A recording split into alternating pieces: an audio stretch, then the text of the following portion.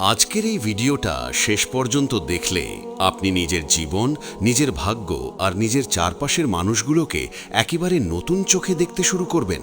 আমরা অনেকেই আছি যারা প্রতিদিন অভিযোগ করি, আমার কপাল খারাপ, আমার ভাগ্য ভালো না, অন্যরা এগিয়ে যাচ্ছে আর আমি পিছিয়ে পড়ছি।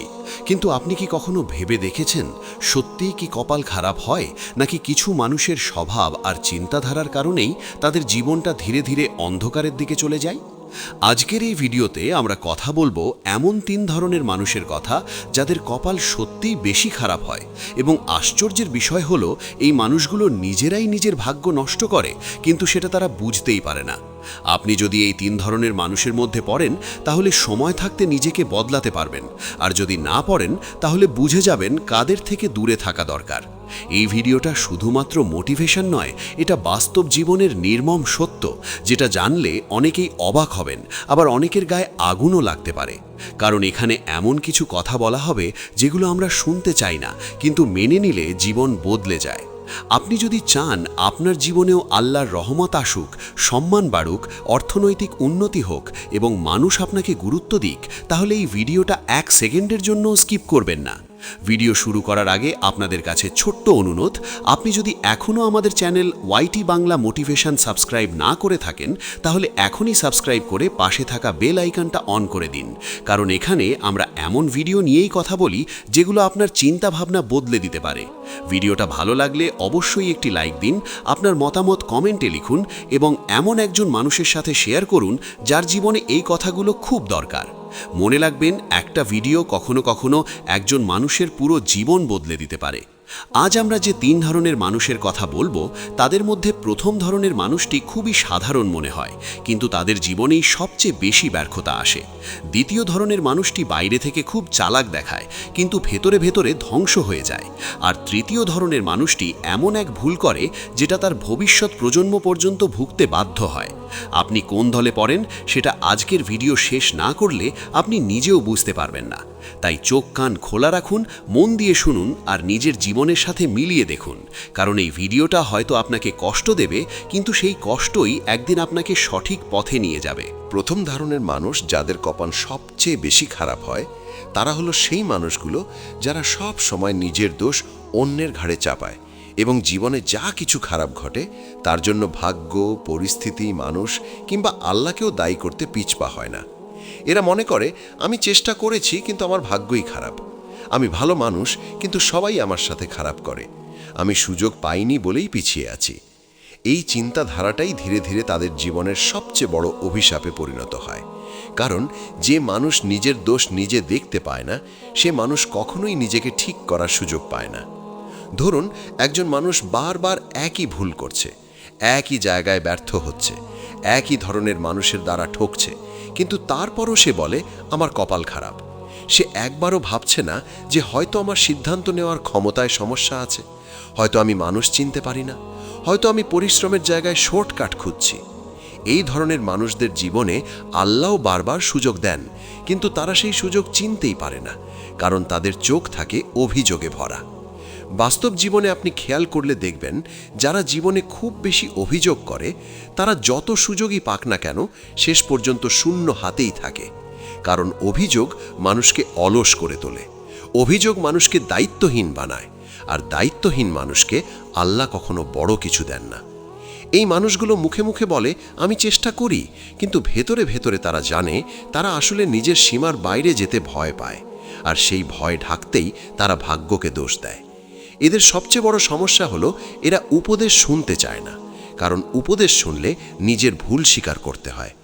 কেউ যদি এদের বলে তুমি এখানে ভুল করছো, তখন এরা রেগে যায়, সম্পর্ক নষ্ট করে ফেলে, কারণ সত্য শুনতে এদের ভয় লাগে।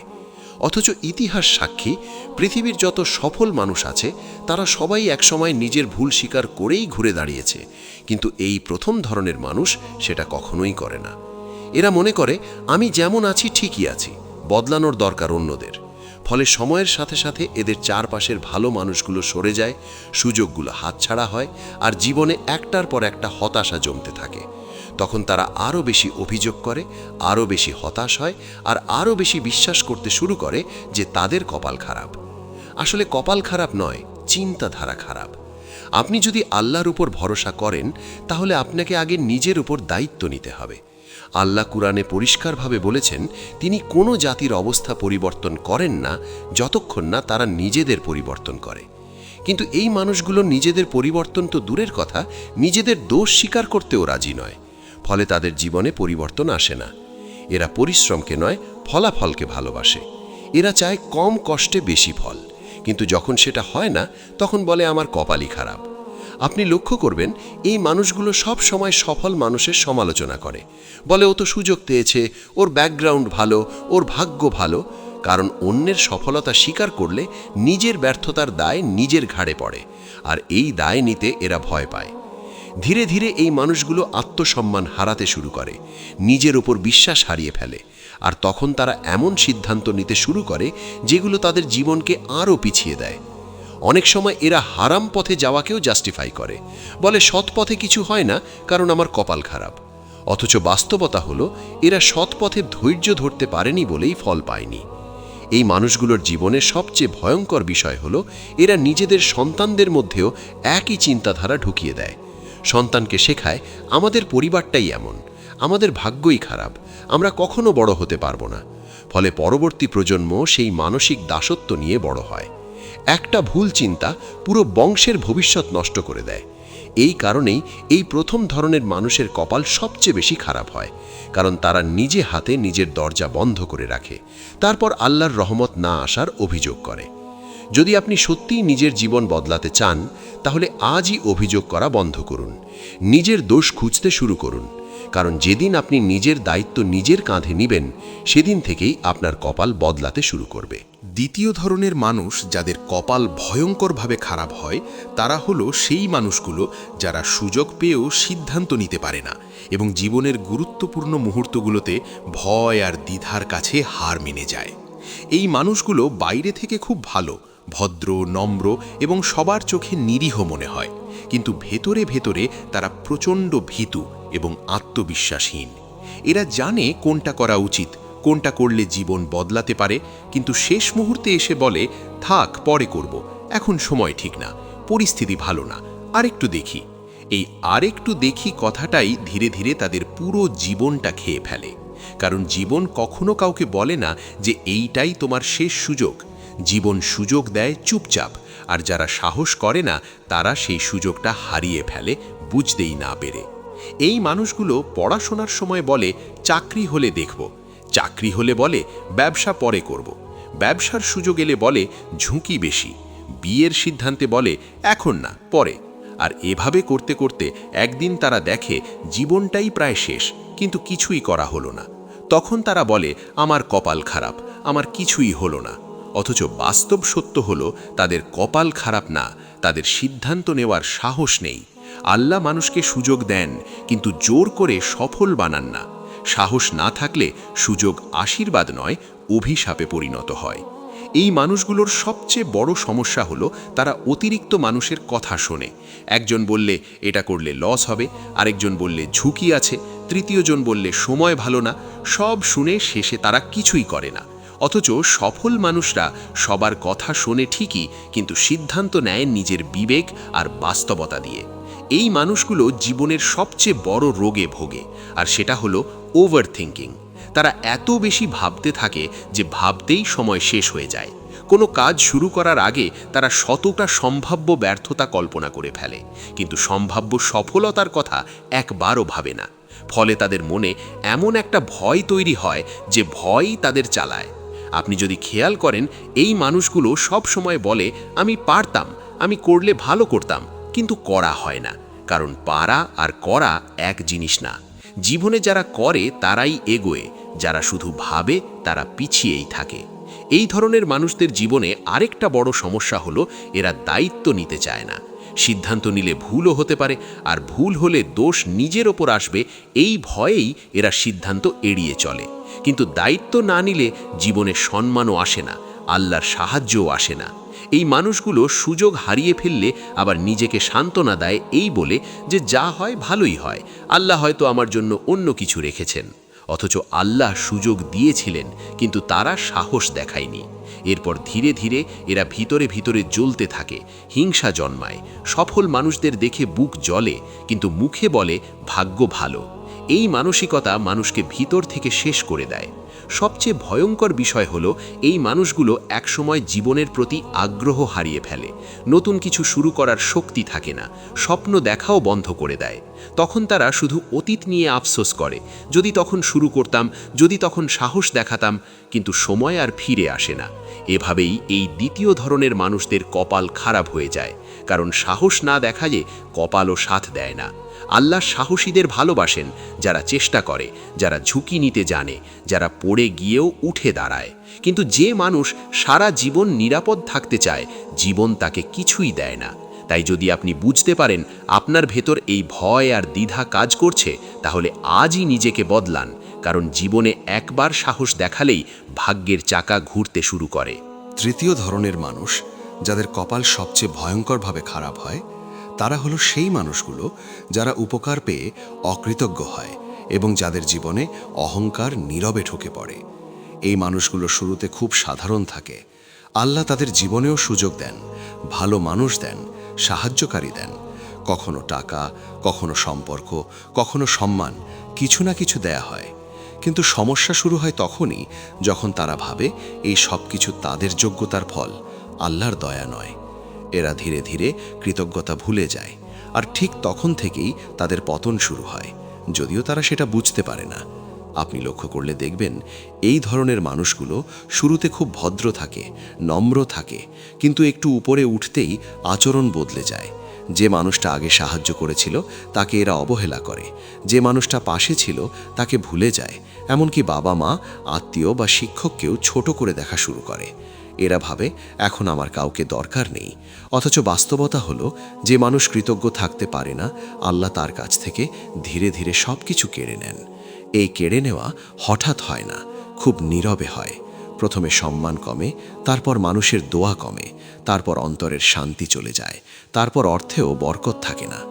এই মানুষগুলো বাইরে থেকে অনেক সময় সফল মনে হয়, কিন্তু ভেতরে ভেতরে তারা ভেঙে পড়ে, কারণ অহংকার মানুষকে একা করে দেয়। কেউ আর মন খুলে কথা বলে না, কেউ আর সত্য উপদেশ দেয় না, সবাই দূরত্ব রাখে। অথচ এই মানুষগুলো ভাবে সবাই হিংসা করছে। আসলে মানুষ হিংসা করে না, মানুষ দূরে সরে যায়।